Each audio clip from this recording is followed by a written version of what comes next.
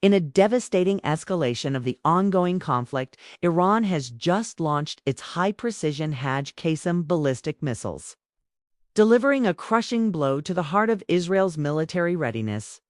These missiles, named after the late commander of the Quds Force, are not just weapons of war but symbols of a coordinated Iranian revenge that is now unfolding with surgical accuracy.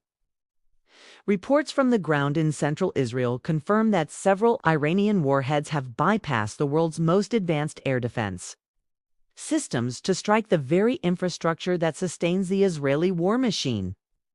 The target was not civilian neighborhoods, but the strategic reserves that Israel relies on for long-term survival.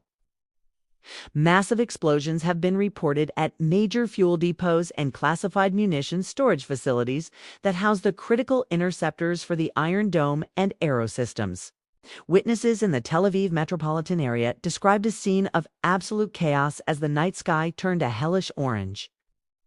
The impact of these strikes has triggered secondary explosions that could be felt for miles, effectively incinerating months of stockpiled military resources in a matter of minutes.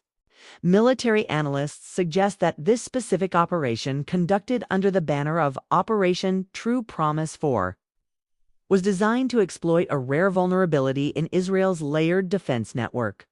By using a saturation strategy of drones followed by these heavy ballistic missiles, the Iranian Revolutionary Guard Corps successfully overwhelmed the tracking radars.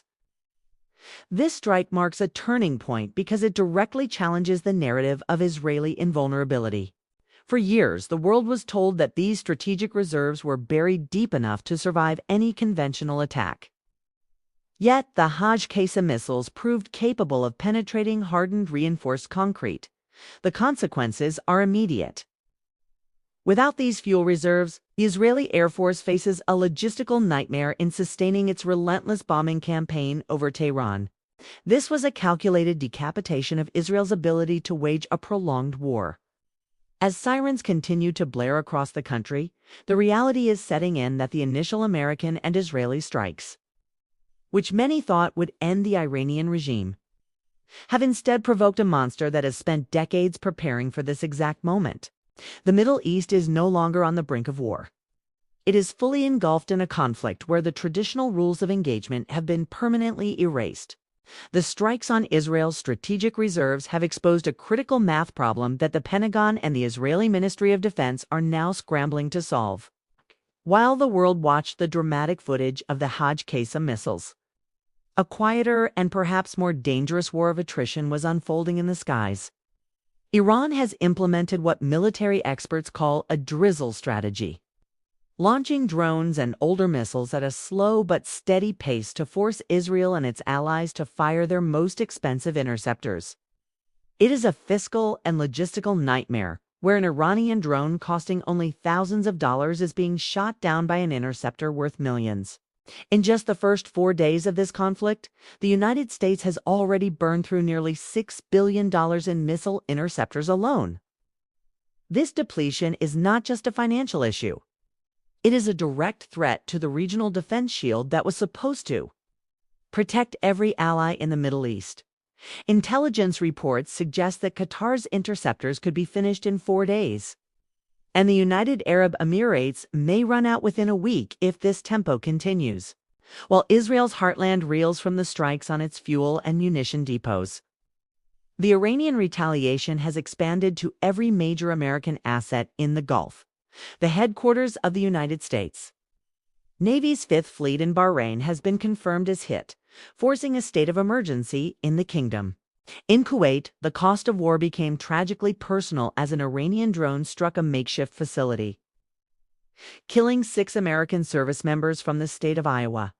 These were the first confirmed fatalities in President Trump's campaign.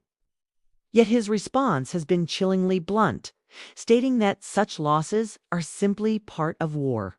Despite Trump's public claims of an unlimited supply of munitions, the administration has privately called for an emergency meeting with major defense contractors like Lockheed Martin and Raytheon to quadruple production. They are facing a reality where high-demand hardware is being used faster than it can be replaced. As the strategic reserves are being tested, the Iranian regime remains defiant, claiming they have enough supplies to fight for months, while their most advanced hypersonic arsenal has yet to be fully unleashed. The Haj Qasem strikes represent just one arm of a multi-front campaign to paralyze the global economy. In the Persian Gulf, the Strait of Hormuz has become a graveyard for international commerce. Seeing practically zero traffic for the first time in 80 years, 20% of the world's oil and liquid natural gas supply is now choked off, creating a de facto closure that has frozen $25 billion worth of cargo. Brent crude prices have already surged past $93 a barrel, and analysts warn that if the blockade remains, the world will face an oil shock of $150 per barrel. Iran's strategy has moved beyond simple defense. They are now methodically dismantling the oil infrastructure of their neighbors to impose a massive cost on the West. The Aramco petroleum processing plant in Saudi Arabia and vital oil terminals in the United Arab Emirates have been engulfed in flames following precise drone and missile attacks. In Dubai, the facade of a safe global hub has been shattered as Iranian projectiles hit the international airport and set luxury hotels like the Burj Al Arab on fire. While the Gulf nations express outrage, Tehran insists these are legitimate responses to the use of regional bases by American forces. Meanwhile, the humanitarian and environmental situation inside Iran has reached apocalyptic proportions. Following relentless strikes on oil refineries south of Tehran, a toxic black rain has begun to fall on 17 million people. Refineries that supplied over 50% of the nation's energy are in ruins, and burning oil has turned the city's sewage system into a flowing river of fire. Despite the loss of the supreme leader and 40 top commanders, the regime's mosaic defense system remains active. Individual units are firing at will, rejecting any talk of a ceasefire and vowing that the war will only end when American forces are completely expelled from the region. The global stock market is in a free fall, with circuit breakers being triggered in South Korea and Japan as the world prepares for a long campaign of attrition. The decapitation of Iran's top leadership has not resulted in the immediate collapse the White House predicted, instead triggering a cold, calculated succession that has shocked Western intelligence circles. In the middle of a shooting war, Iran has officially named its new supreme leader Mojtaba Khamenei, the son of the late Ayatollah. Known as a hardline shadow influencer with deep ties to the Iranian Revolutionary Guard Corps, his ascension signals that Tehran is not looking for a diplomatic off-ramp, but is doubling down on a confrontational wartime footing. Even as the new leadership takes charge, rumors of a massive internal purge are swirling. Esmail Khani, the commander of the elite Quds force, often called the man with 9 lives, is reportedly under arrest or possibly even executed on charges of being a Mossad agent. High-ranking officials are being grilled on how the United States and Israel were able to pinpoint the exact location of a high-level meeting on Pasteur Street with such devastating accuracy. The answer lies in a decade of deep intelligence penetration, where Israeli cyber units had allegedly hacked Tehran's traffic cameras and mobile networks to perform a pattern-of-life analysis on every senior commander. This high-fidelity intelligence allowed for the wildly bold daytime attack during Ramadan that caught the leadership completely off guard. However, Iran is not fighting this war of information alone. Reports from Washington confirm that Russia is now sharing real-time satellite intelligence from its space-based surveillance apparatus to help Iran find and target American forces. This intelligence was instrumental in the precision of the strikes on United States embassies and makeshift bases in Kuwait and Saudi Arabia.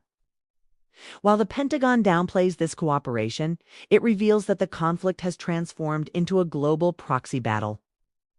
The United States finds its moral high ground decimated as traditional allies like the United Kingdom and France express horror at the lack of a clear endgame, with some even calling the invasion an unlawful violation of international law. As the new Ayatollah prepares his first wartime address, the world is realizing that a wounded regime is often more dangerous than a stable one. The war is not just bleeding the Middle East dry. It is tearing through the political fabric of the United States. President Trump's approval rating has cratered to 27% as a majority of Americans now strongly disapprove of the military campaign. While the administration boasts about an unlimited supply of munitions and the exquisite class of weaponry being used, the first 100 hours of Operation Epic Fury have already drained over $3.7 billion from the Treasury. The American public is waking up to a reality where their tax dollars are funding a conflict without a clear end in sight, as gas prices hit 18-month highs. Even within Trump's own base, the anger is palpable. Figures who were once staunch supporters have begun calling the administration a bunch of sick liars for entering another stupid foreign war after promising peace. On the northern front, the conflict has officially spilled into Lebanon. Hezbollah, triggered by the strikes in Tehran, has launched its most aggressive rocket barrages in over a year, wounding several Israeli soldiers, including the son of the finance minister. Israel has responded with a massive wave of strikes across the Bekaa Valley and Beirut, resulting in over 200 fatalities in Lebanon within days. The Israel Defense Forces have called up 70,000 reservists, signaling that a full-scale ground invasion may be unavoidable. Meanwhile, the special relationship with the United Kingdom is reaching a breaking point. President Trump has publicly mocked Prime Minister Keir Starmer for his initial refusal to allow the use of British bases, telling him that the United States does not need allies who join wars only after they have already been won. As the military-industrial base is ordered to quadruple production, the White House has rejected all diplomatic backchannels. The demand remains absolute, unconditional surrender. President Trump has made it clear that he expects to have a say in who leads Iran next, comparing the situation to his previous actions in Venezuela. But while politicians in Washington model their next moves, the human cost is mounting beyond repair. Yunus has confirmed that at least 181 children have been killed inside Iran in just 8 days of bombing. The world is no longer watching a surgical operation. It is witnessing a campaign of annihilation that is redrawing the map of the Middle East in blood. The tactical success of the Haj Qasem strike against Israel's strategic reserves has forced a massive shift in American naval doctrine to counter the Iranian drizzle strategy that is draining regional air defenses. The United States has surged a third nuclear supercarrier, the USS George H.W. Bush, to the region.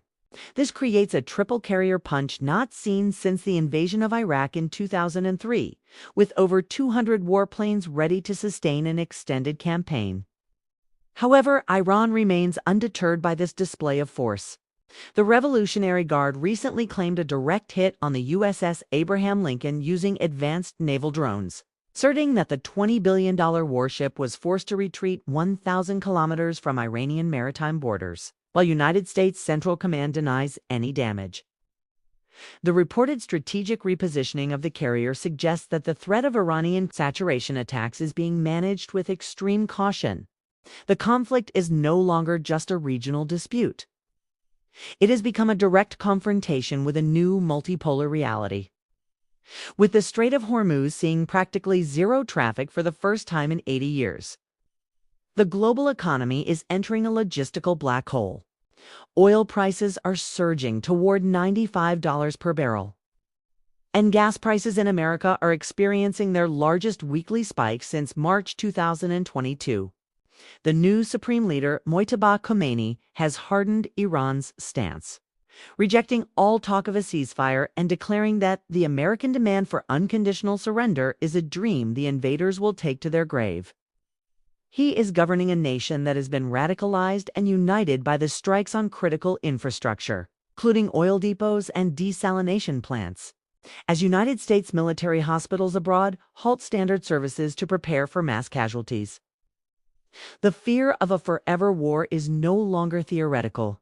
Military analysts emphasize that a regime cannot be toppled through aerial bombardment alone, and that without a clear exit strategy.